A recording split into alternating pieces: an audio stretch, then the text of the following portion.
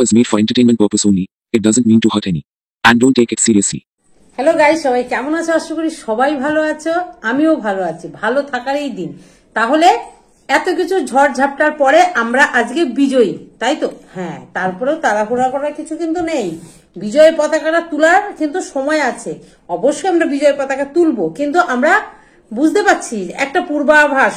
দেখো, ঝড়ের বলে না যে গজরালেই বৃষ্টি হয় না, বিদ্যুৎ যে গজরাচ্ছে তাতে যে বৃষ্টি বিনা মেঘে বজ্রপাত অনেক সময় হয়, কিন্তু গজরাচ্ছে অনেক বৃষ্টি হবে, অনেক সময় গজরিয়েও বৃষ্টি হয় না। গর্জন ব্যাপক হচ্ছে কিন্তু বৃষ্টি হয় না, সেটাও হতে পারে। আমরা রঙও হতে পারি, কিন্তু আবার রাইটও হতে পারি। সেই জায়গায় দাঁড়িয়ে আমাদের কি করা দরকার? যখন দেখছি যে গর্জাচ্ছে অন্ধকার হয়ে আসছে, একটা পূর্ব সংকেত কিছু পাওয়া যাচ্ছে যে বিরাট একটা আইলাজল হোক, আমফান হোক, এমনি নর্মাল হাওয়া বাতাস হোক, একটা কিছু হওয়ার সম্ভাবনা আছে, তাহলে আমাদের কি করতে হয়? যাদের চালে ফুটো আছে তাদের সেই ব্যবস্থা করতে হয়, যাদের কিছু উড়ে যাওয়ার মানে ব্যাপার থাকে তাদেরকে সেগুলোকে গুছাতে হয়, জানলা দরজা দিয়ে দিতে হয়, কি যেন আমার কোনো ক্ষয়ক্ষতি না হয়, তাই তো? আমি যদি সব খুলে রেখে দিই, তাহলে তো ঝড়ে বালি ঢুকবে, সব ভাঙচুর হবে, কাচের জানলা ভেঙে যাবে, কাচের দরজা ভেঙে যাবে। কি বন্ধুরা, কাজেই আমাদের সতর্ক থাকতে হবে। তাই আমি এইখানে পিঙ্কির উদ্দেশ্যে দুটো কথা বলি। পিঙ্কি পাল, তার আগে আমি আমার ভাইকে বলি, ভাই এত কিছু যখন হয়েই গেছিল, মিটেই যখন গেছিল, তুমি যেতে পারতে। আজকে কোথাও যেন সামহাও খারাপ লাগছিল, পুরো ব্যাপারটাতে খারাপ লাগছিল যে বাইরের দুটো মেয়েকে নিয়ে, হ্যাঁ বলতে পারো যে ওরা, এখানে বলা যায় না একজন, আরেকজন কোথায় ছিল? সে তো মশারির পুরো এরিয়ার মধ্যেই ছিল না। চন্দননগরে যেজন গেছে সে তো এরিয়ার মধ্যে। আমি কথাগুলো বলতে বাধ্য হচ্ছে, হয়তো ভিডিওটা ওরা সবাই দেখবে, কেউ কিছু মনে করিস না, কথাগুলো বলতে হয়। কারণ কি বলতো, আজকে দীর্ঘদিন ধরে লড়াই করে যাচ্ছি, কি একটাই উদ্দেশ্য, যে রিমি সুস্থ সুন্দরভাবে সংসারটা করুক। চলো, আজকে যেভাবে দেখলাম, আবারও আমি বলবো যে ঝড়ের একটা পূর্বাভাস কিন্তু আমরা পাচ্ছি, ঠিক আছে? যেন ঝড়টা না আসে, আমরা যেন রং হই, আমাদের পুরো গ্যাসেসটা যেন পুরো রং হয়, এটাই ঈশ্বরের কাছে প্রার্থনা করি, ঠিক আছে? সেটা যেন পুরোটা মিথ্যে হয়।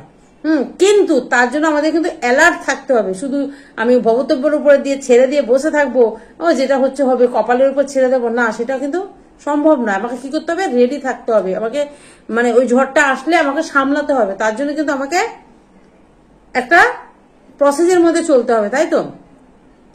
আজকে তপন যেতেই পারতো, ঠিক আছে? ও যখন এখনো ওর একটা যাই হোক ইগো কাজ করছে, ও যায়নি। সেই জায়গায় আমার মনে হয় পিঙ্কি, তুমি ওইভাবে বাইরের দুটো মেয়েকে নিয়ে, যাই হোক এত কিছুর পরে তুমি একটু ডিসিপ্লিনে আসো, ঠিক আছে? দেখেছো তোমার মেয়েটা কিন্তু আনডিসিপ্লিন নয়, নেই। যে মেয়েটা রাত 2টোর সময় ঘুমাতো, বেলা 12টার সময় উঠতো, ওইদিকে কি করতো? রাতে 2-2:30টার সময় রান্নাঘরে গিয়ে রান্না করে খেত। হ্যাঁ, আজকে কিন্তু রিমির মধ্যে সেটা দেখা যাচ্ছে না। আজকে তোমার মেয়ের মধ্যে কিন্তু পর্যাপ্ত একটা, মানে কি বলবো, একটা প্রাপ্ত বয়স্ক একটা মেয়ে, একটা বাড়ির বউ যেমনি চলতে হয় ঠিক সেভাবে চলছে।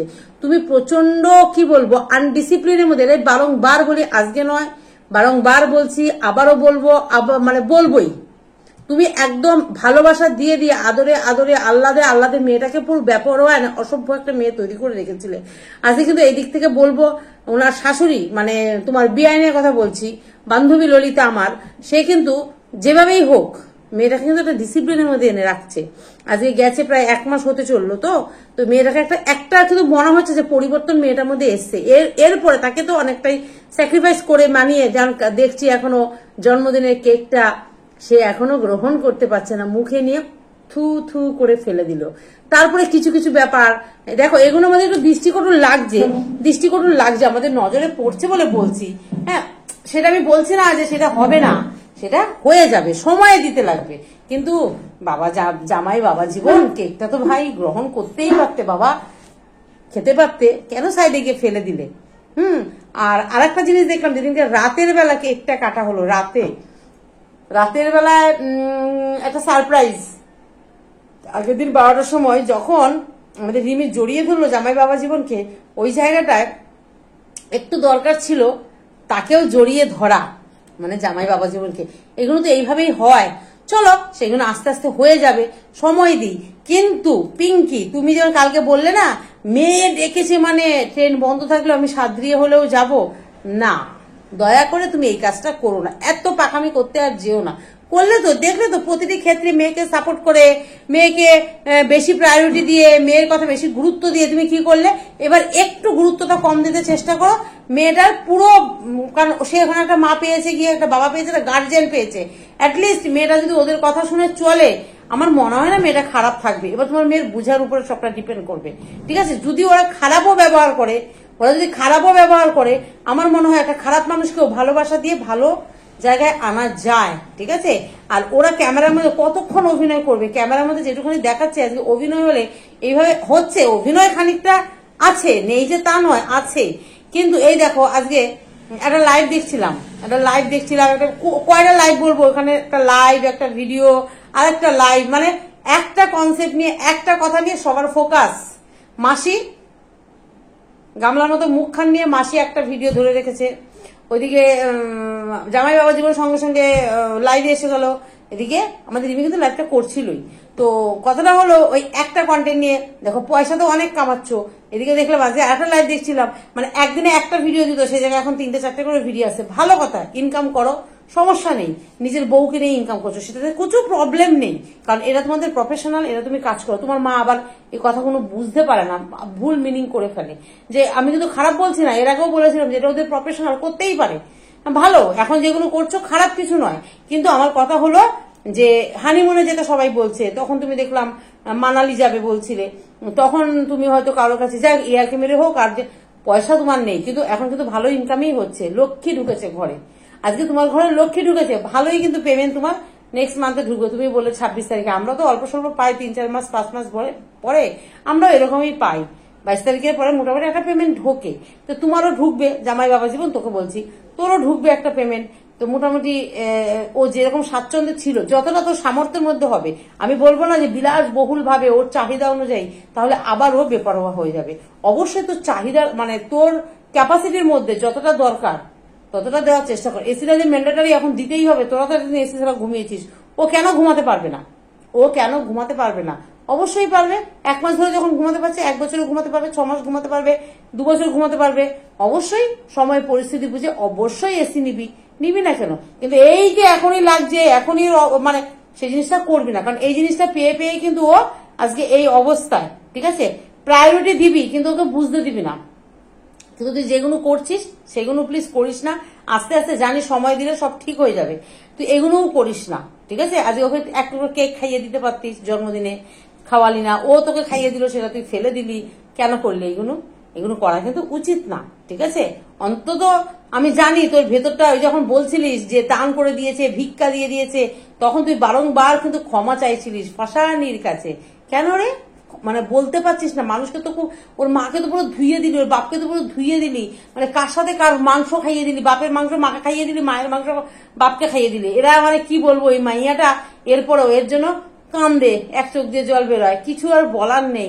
এদের যে কোত্থেকে এত প্রীতি আর এত ভালোবাসা উদলে পড়ে, আমি ভাই খুঁজেই পাই না, ঠিক আছে? তো কথাটা হলো, আমার এই ভিডিওটা করা একমাত্র পিঙ্কির কথা ভেবে, যে পিঙ্কি ওই যে কইলা না যে সাতরায়া হইলেও যাবো না, অত যাওয়ানোর দরকার নাই, যতটা পারবে ওদের সাথে ডিস্টেন্স মেনটেন করো, যদি চাও মেয়েটার সংসার হোক, কারণ আমরা মনে প্রাণে চাই। তুমি হয়তো 2 দিন পরে, যাই হোক, আমাদের একটা তুমি জানো অনেক কিছুই, তুমি হয়তো 2 দিন পরে সেটা সে, আমি জানি না, বলতেও পারো যেটা হয়ে থাকে, কারণ একটু আভাস তো পাচ্ছি, একটু আভাসও পাচ্ছি, কথাবার্তায় অনেক মানে শেয়ার করছো তুমি কাউকে, সেগুলো বোঝা তো যাচ্ছে। তো যাই হোক, তুমি হয়তো এগেন্সে যেতে পারো, কিন্তু এইখানে কথা হলো, আজকে যার জন্য করি চুরি সেই বলে চোর, কথাটা কিন্তু এরকম হয়ে যাচ্ছে। আজকে এই যে যারা গেল তারা কোথায় ছিল? তার মধ্যে একজনকে আমি বলছি অবশ্যই, সে কোথায় ছিল আজকে? কোথায় এখানে সঙ্গীতা ম্যাডাম আজকে যেভাবে রিস্ক নিয়ে এখনো অব্দি উনি ভেতরে যতটা মানে খাটছে ওই মেয়েটাকে, মানে উনি যা করার করছে মেয়েটাকে সুস্থ সুন্দরভাবে সংসার করানোর জন্য, হ্যাঁ, অনেক কিছুই কিন্তু উনি এখনো ভেতরে ভেতরে করে যাচ্ছে। সেটা হয়তো উনি প্রকাশ করছেন না, কাউকে বলছেন না, কারণ উনি যেহেতু মেয়েটাকে ঘরে ঢুকিয়ে দিয়ে এসছেন, দায়িত্বটা ওনার উপরে অনেকটা বর্তায়। ঠিক আছে, কাজেই সেই জায়গায় দাঁড়িয়ে এখানে যদি কাউকে বাহবা দিতে হয়, আমি বলবো না উনি বাহবা নেবে, উনি বাহবা নেওয়ার জন্য কাজ করেনি, কারণ উনি একজন সমাজসেবিকা, তাই তো, একজন উনি সমাজে মানে মানবাধিকার, প্রত্যেকটা মানুষ মানবাধিকার মানে একটা মেয়ের পাশে শুধু দাঁড়ানো নয়, মানবাধিকার মানে মানুষের পাশে দাঁড়ানো। মানবাধিকারের ফুল ফর্ম মানে ইয়েটা হলো গিয়ে মানুষের পাশে দাঁড়ানো, তাই তো, মানবের মানে মানুষের অধিকার ফিরিয়ে দেওয়া। তো মানুষ মানে একটা মেয়ে শুধু মানুষ নয়, একটা পুরুষও মানুষ। সেই জায়গায় আজকে একটা ছেলে হোক মেয়ে হোক, যার যেটা জাস্টিস তাকে সেটা পাইয়ে দেওয়ার দরকার। হ্যাঁ, কাজেই সেই জায়গায় দাঁড়িয়ে একটা কথাই বলবো, পিঙ্কি তুমি যতটা পারবে মেয়ের শ্বশুর বাড়ির সাথে রিলেশনটা কম রাখার চেষ্টা করো। মেয়েকে তুমি বুঝানো বন্ধ করো। মেয়ের মতো, মেয়ে যথেষ্ট বুঝে গেছে, তোমার মেয়ের মধ্যে যথেষ্ট ম্যাচুরিটি, তোমার থেকে বেশি ম্যাচুরিটি আছে, তোমার মধ্যে সেটা নেই। তুমি এখনো গেছো এত কিছুর পরেও তুমি কি ওখানে নৃত্য করতে, মানে দেখলেও যেন কেমন লাগে, তোমাকে বুঝিয়েও হয় না, বলেও হয় না। আরে ভাই এবার তো একটু নিজেকে হলো তো এবার চ্যাং ব্যাং গুলো এবার বন্ধ করো, এখন নিজের মধ্যে একটা ওয়েট আনার চেষ্টা করো। মেয়েটা সংসার করতে গেছে, ওখানে দরকার ছিল না তো, দুইখানা নিয়ে গেছো ছাওয়াল সাথে নিয়ে গেছে, তিরিং তিরিং তিরিং তিরিং করে নাচছো। আরে ভাই দেখো নিজের ভিডিওগুলো, তারপরে যে কেমন লাগছে। উচিত ছিল তুমি মেয়ে শ্বশুর বাড়িতে গেছো, আগে যা হয়ে গেছে হয়ে গেছে, আগে যা হয়ে গেছে হয়ে গেছে। এখন তো নিজের একটা কি বলবো, নিজের একটা পজিশন তৈরি করো, একটা পজিশন তৈরি করো। গেছো শ্বশুর বাড়িতে, মেয়ের শ্বশুর বাড়িতে, বিয়ানের বাড়িতে, এখানে নৃত্য করা দরকার। প্রত্যেকটা মানুষ ক্যামেরা নিয়ে ব্যস্ত। বাবা এ তো বুঝেই পায় না রে ভাই।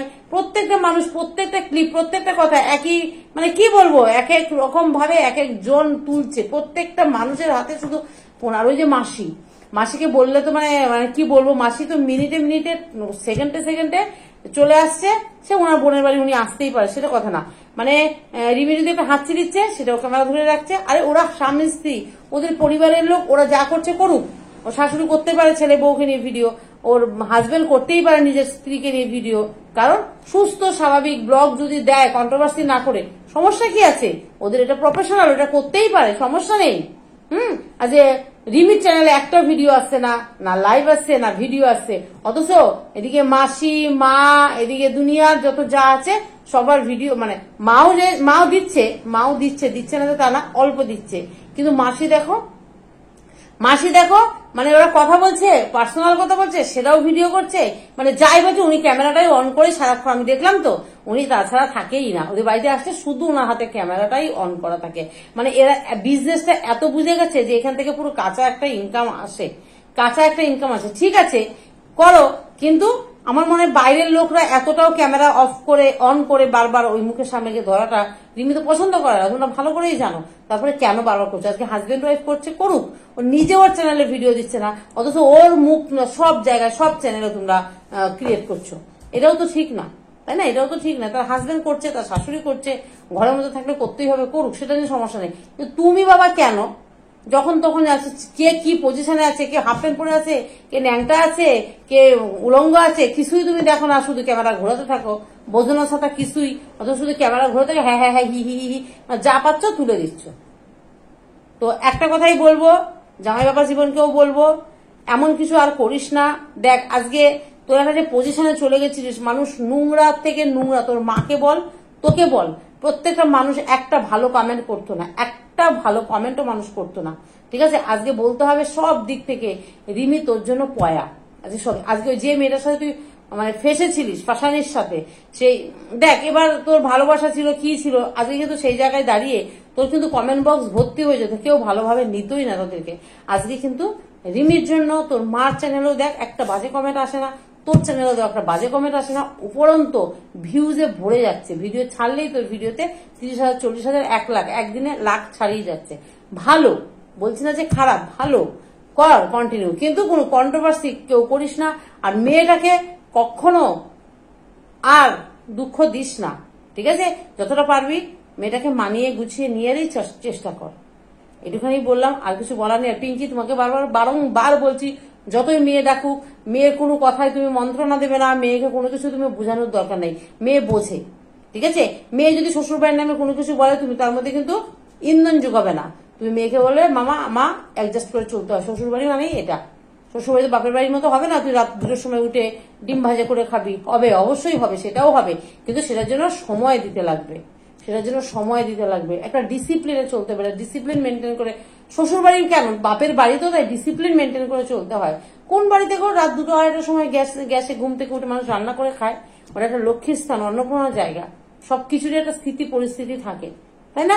যখনকার সেটা না হলে সেটাকে অলক্ষ্মী বলা হয়, লক্ষ্মীমন্ত কোনো কিছু হয় না। কাজেই বলছি, আজকে রিমিকে দেখেও ভালো লাগে যে ও কতটা কতটা মানে ওর মধ্যে ম্যাচুরিটি চলে এসছে, ওর মধ্যে যে ভালোবাসার জন্য যে কি করতে পারে সেখানে কিন্তু একদম কি বলবো, একদম জ্বলন্ত উদাহরণ হলো আমাদের রিমি। তো চলো বন্ধুরা, ঈশ্বরের কাছে বারংবার প্রার্থনা করি, ঈশ্বরের কাছে সব সময় প্রার্থনা করি যেন ওরা ছেলে মেয়ে দুটো ভালো থাকুক। আর অবশ্যই ফাঁসানিকেও আমি কখনো চাই না ফাঁসানি খারাপ থাকুক, ফাঁসানিও ভালো থাকুক, ওর মতো করে ও ভালো থাকুক। প্লিজ এদের সংসারে তুই আর নাক গলাস না, এদের সংসারে আর ঢুকিস না। কাকে ভিক্ষা দিয়েছিস, কাকে দান দিয়েছিস, তুই কে সেটা দেওয়ার, তাই না? তো চলো সবাই ভালো থেকো, সুস্থ থেকো, দেখা হবে।